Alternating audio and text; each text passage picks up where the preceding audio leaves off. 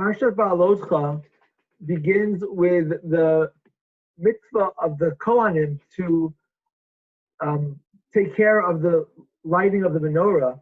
And Rashi, in the outset of the parsha, explains the juxtaposition between this mitzvah and the korbanos of the Nesiim, which we read about in the end of last week's parsha, and says that when Aaron saw the dedication that all of the Nesiim brought, Chol Shadato, he felt disheartened, Shalo Haya Imahem B'Chanukah Lohu V'Lo Shifto, that he and his tribe did not participate in this avoda, in this celebration.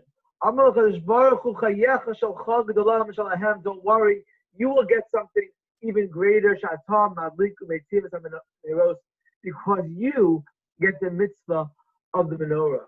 And I think that we could suggest that actually this special mitzvah of the menorah was a reward or a consequence for the fact that Aharon felt this incredible drive and aspiration to have more opportunities for worship of God, that because of that hope and desire, he therefore actually received that opportunity later on.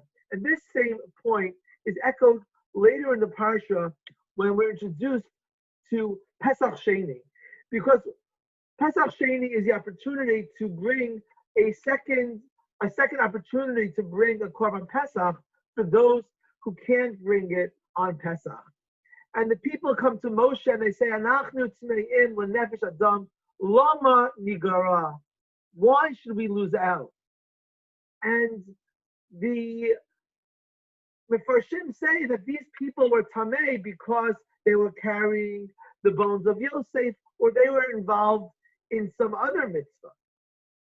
And of course, they didn't feel a guilt or that they did the wrong thing for being tamei, but they felt this drive and aspiration to do more mitzvahs.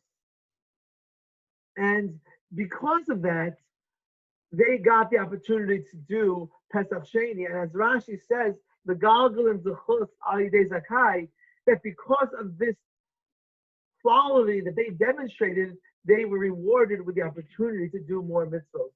So in both instances, we see the same pattern, that when a person aspires and has a drive for more mitzvahs and for more opportunities to worship God, they are rewarded by gaining those opportunities. And it's interesting that the second half of the parsha is a little bit of a contrast and a parallel to the first half of the parsha, because the second half of the parsha, similar to the people who came to ask for Pesach Sheni, also we find Jews complaining about things that they wanted. But in this case, it was the people complaining about the food and asking, we remember all the free food in Mitzrayim that was so good. We hate this man that God is giving us. So here also we have a similarity, but a contrast. We have a similarity of Jews coming and expressing to God that they want more of something. But in this instance, it's not more mitzvos, it's not more korbanos, it's not more opportunities to serve God in his temple, but rather to fill our stomachs with that which we desire.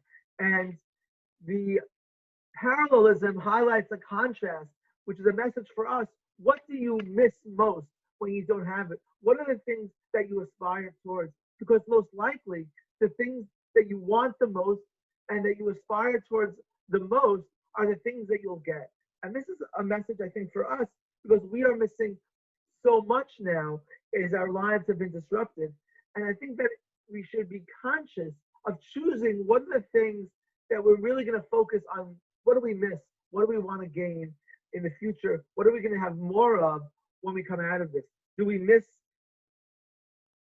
opportunities for mitzvah? Do we miss opportunities for chesed? Do we miss opportunities for davening?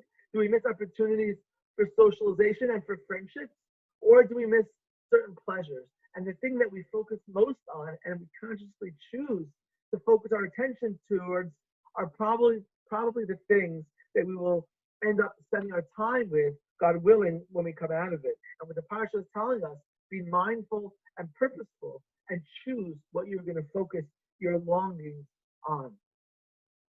This could also be compared to one other point in the Parsha, and that is a very interesting mitzvah of the Chatzotros, that we're told to build, to make trumpets, Chatzotros, and the trumpets, the Torah tells us, are to be blown when we go out to war.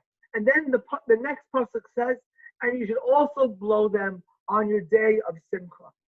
Even Ezra says, what's the day of Simcha that the Torah is referring to?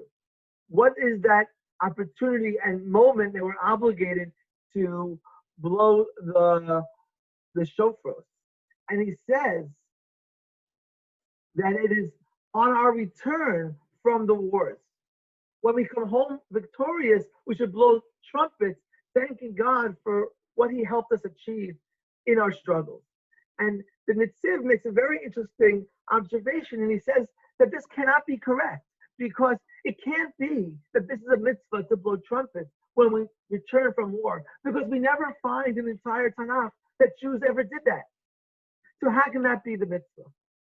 And when you think about it, I can't help but wondering if they're both correct. That we're supposed to blow trumpets when we return victorious in thankfulness to God, but nevertheless, we don't actually always do that. What we are better at is blowing them on our way to war when we're in a time of crisis and we know to turn to God to ask him to help us. Then we remember to call God. But what we also need to do is to call out to God and thank him for that which we do have after we've received it, and that we shouldn't take God's gifts for granted. And when you put all of these messages together, what I think it really reminds us of is to call out to God and to be thankful for things that we are given, to not only complain about what we don't have, but appreciate what we do have. When it comes to things that we don't have, we should long for them and ask God to help us gain those things, but we should be thoughtful about focusing our attention on missing the most meaningful things that are missing, and hope that those are the ones that are restored and truly enhance our lives when we return. I'd like to wish everyone a very good Shabbos.